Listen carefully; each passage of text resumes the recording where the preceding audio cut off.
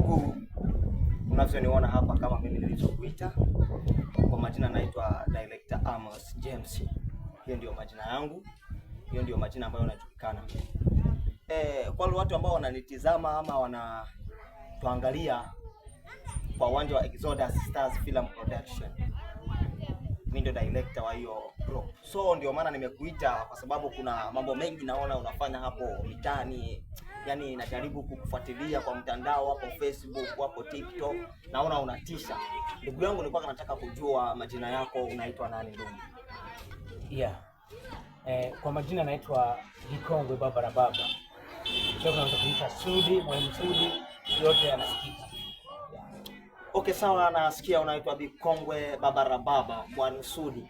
So mbona jina hilo Bikongwe nilikuwa nasikia kwa kitambo hapo, kwa wazee hapo kitambo. Sasa mbona we bado kijana na unajiita Bikongwe?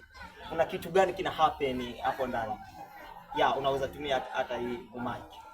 Okay. Nikijaribu kufafanua hilo jina Bikongwe, nilipenda kujiita Bikongwe namna gani? Nilipenda kujiita Bikongwe kwa sababu moja ni kusema kwamba Bikongwe ni mtu ambao ameshakuwa mtu yani wa umri. Umri. Lakini mimi nijiita Bikongwe kwa sababu nikiwa najiamini kwa vitu vyangu ambavyo nitakuwa nafanya. Ni vitu ambavyo vinatoka kwa mtu ambao anajiweza, mtu mkubwa kwa kiakili. Bikongwe yani hapo Bikongwe, nasikia mtu mkubwa kwa kiakili. Kwa kiakili namna gani? Unifafanulie, vinatoka kwa mtu mkubwa kwa kiakili namna gani hapo? Sijakupata vizuri. Yaani kumaanisha, unajua content zangu ambazo nakuwa nafanya ni content za kulewa. So, yani ukiwa na akili ambazo si ndefu, hauwezi kujifanya mlewaji ulewe ukiwa na akili ndogo. Anasema nikilewa si wataona kwamba si kulewa serious. Lakini vile ukiwa na akili kama mimi Bikongwe ambao unafikia mbali unasema mimi nataka nilewe na waone ni ukweli nimelewa, na kwa kweli nalewa. Okay. Ndugu wapendwa, mzee Bikongwe Baba amesema ya kwamba inafaa kuwe na akili ndefu ili ulewe vizuri. Usipokuwa na akili ndefu huwezi lewa vizuri. Hapo ndio nimemwelewa, ila nataka nikuulize vizuri, kwa sababu nikijaribu kufuatilia vizuri naona unatumia hii talent ya kulewa. Yeah. Sasa unatumia pombe, uliwahi kunywa pombe ama we ni Mkristo ama Muslim? Kabisa mimi ni Mkristo. Mimi situmii pombe. Vipindi vyote ambao unaona nikiweka kitu changu kwa mtandaoni, hicho kitu ambao yani ujue sijatumia pombe yoyote. Hata sometime unaweza ukakuta nimeweka maji ama hakuna kitu kwa chupa. Okay. Ni kitu cha kushangaza jamii ambao mnatusikia ama mnatupata hapa, kwa sababu ni kitu cha kushangaza sana kuna mtu kama huyu anajiita Bikongwe na analewa vizuri kabisa na hatumii pombe na ni Mkristo. So kuna vitu tunajiuliza hapo ndani, kwa nini mtu analewa na unamwona kabisa amelewa na ni Mkristo, hatumii pombe?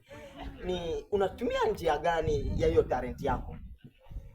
Ni kama vile mwanzo nilivyosema, talent yako kuitumia, unatumia akili.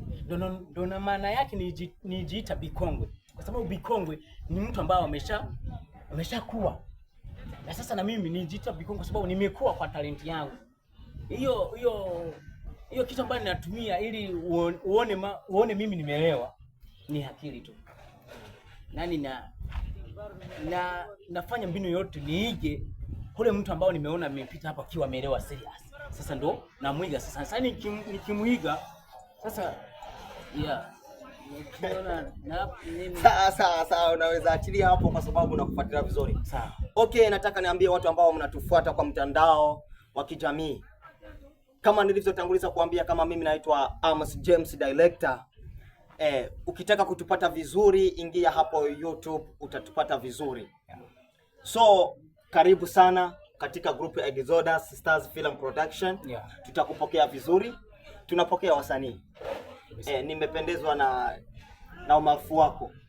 karibu sana. Ukitaka kunipata vizuri utanipata kabisa, na tunakukaribisha ukitaka kujiunga na sisi, karibu tufanye kazi, kwa sababu siku hizi mtandao ndio unarisha watu wengi. Na ukiangalia vizuri hapa ndani kwa ofisi, tunaweza tukaingia hapa, ndio ofisi ambayo unatumikia.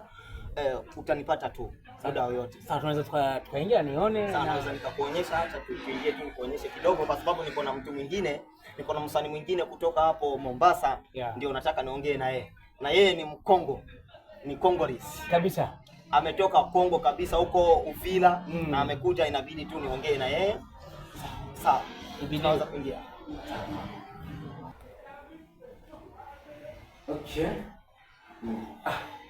Naona ndugu, una ofisi nzuri. Kiukweli nimejipanga, nimejaribu kutengeneza na hapa ukiendelea kuingia huko juu, hiyo ndio ofisi kubwa huko juu kabisa. Ipo siku tutafika, tutafika huko, tutapanda. Leo acha tuishie tu hapa, ila nimependezwa na kazi yako. Sawa kabisa. So nikirudi nyuma, kuna vile ulisema unikaribishe katika kikundi chako Exodus Star. So kabisa, asante sana, naweza nikushukuru kwa sababu hata na mimi sina kikundi chochote ambacho niko ndani. Niseme asante sana, kikundi chako naweza kukaribia muda wote. Nikuuliza kidogo, mnafanya mazoezi siku ngapi na ngapi na ni saa ngapi, kama ili nipate muda wa kufika? Okay, asanteni sana Bikombwe. Umeuliza swali nzuri sana na nimependezwa na swali lako. Siku ambayo tunafanya mazoezi Monday saa 10, tunaanza mazoezi saa 12 tunamaliza mazoezi. Pia tunafanya Friday saa 10, hapo tunaanza mazoezi saa 10, saa 12 tunamaliza mazoezi. Siku nyingine tunafanya ni siku ya Sunday. Tunafanya mara 3 kwa wiki. Siku ya Sunday tunaanza mazoezi na saa 9, saa 12 tunamaliza mazoezi. Kila mtu anaenda kivyake. Najua kama nyinyi bado vijana mnahitajika kwenda kuangalia mapenzi hapo, wapenzi wenu. Okay, asante sana, na nimesikia nafasi ya mazoezi yenu si mbaya, na umepanga siku nzuri sana kwa wiki. Siku 3 si nyingi na haziwezi kusababisha watu wasifanye kazi. So kabisa nimefurahia, na nadhani Friday ni kesho, na kesho ni lazima nifike ili tujumuike pamoja na tuendelee kujifunza pamoja, kwa sababu kuna vile ninavyojua na vile ambavyo mnajua. Mtatoa kwangu nitoe kwenu, na naweza kusema asante sana kwa kunipokea kwa ofisi yako na kushikana na mimi kuuliza mambo matatu. Niseme Mungu akubariki sana. Tumeshukuru sana, acha nikupe direction nzuri. Unaona, ukitoka town hapo Tao, ukiingia tu hapa, ukiingia hapa Tambe, kuna hapa Raga, ukifika tu hapa Raga. Ukiingia hapa Fresh One hapa Raga. Kuna mahali ambapo utaona kuna nyumba imejengwa hapo kwa Dafifi. Ukiuliza Dafifi hapo